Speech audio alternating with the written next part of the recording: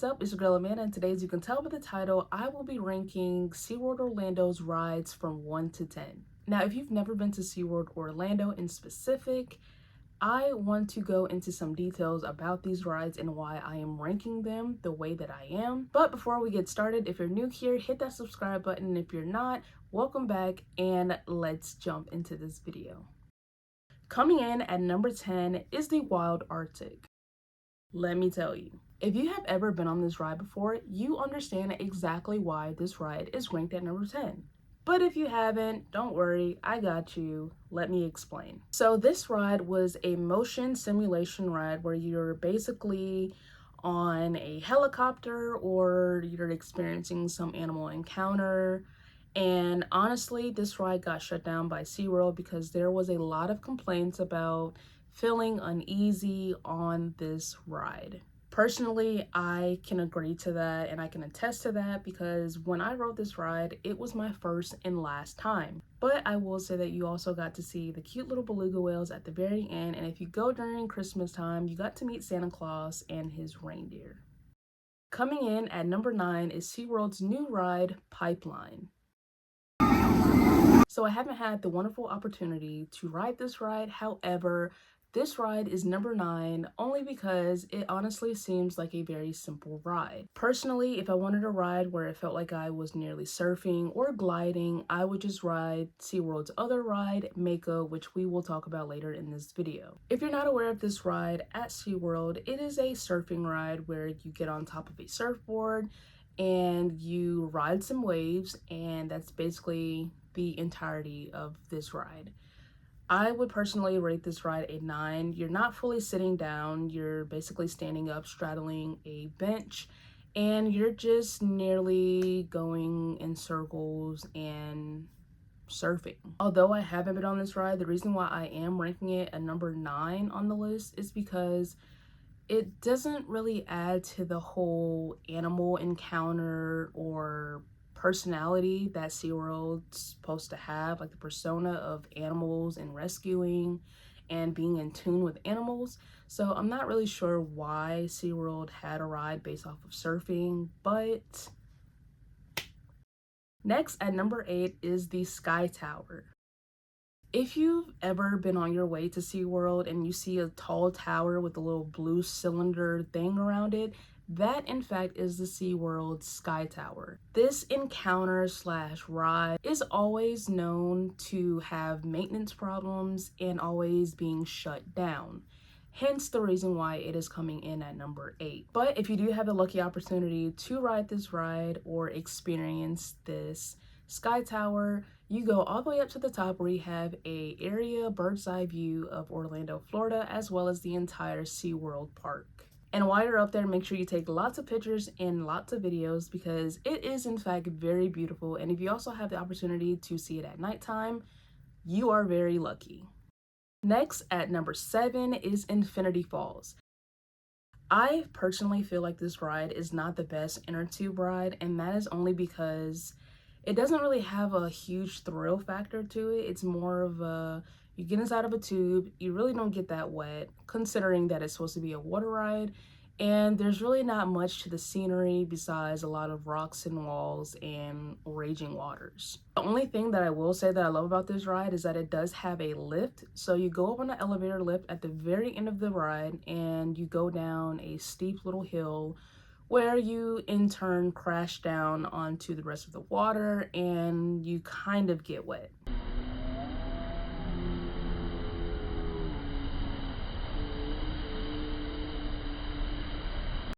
Next at number 6 is Antarctica, Empire of the Penguin.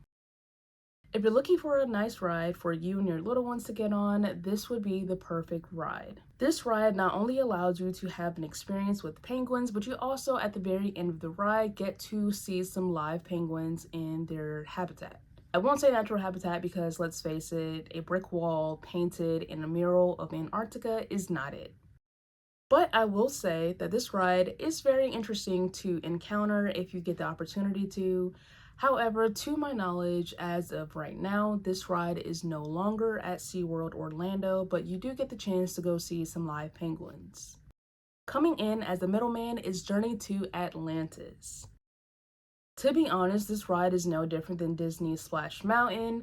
I'm not really sure on the storyline of this ride as well. You kind of just vibe your way through with some music and you just go down the long and awaited slide and you splash down, get a little wet. But a plus side to this ride is that you do at the very end of this ride get to encounter a little mini roller coaster vibe where you go on a track and you're going pretty fast. But if you're looking for a way for you and your little ones to cool down in the Florida heat, you can head on over to Sesame Street Splash Pad, or you can stand nearby Journey to Atlantis and get soaked.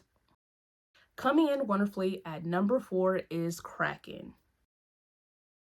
Now, I know to some people this may seem a little odd, however, hear me out. This ride is a staple, it is a oldie goldie, it is an OG. Whatever you want to call it, this ride is that. This ride has been at SeaWorld for many, many years, and to be honest, it's a great thrill.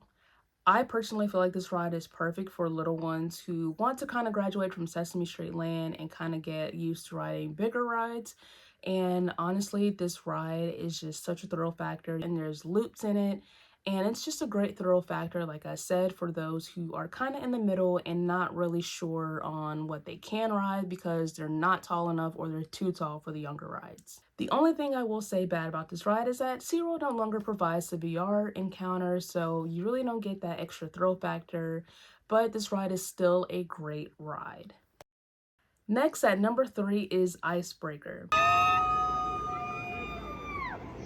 This ride is by far a great thrill, but don't blink too fast because you will miss this ride. Honestly, the minute you board this ride, you take off, and within minutes, you're pulling back into the station because it is that fast.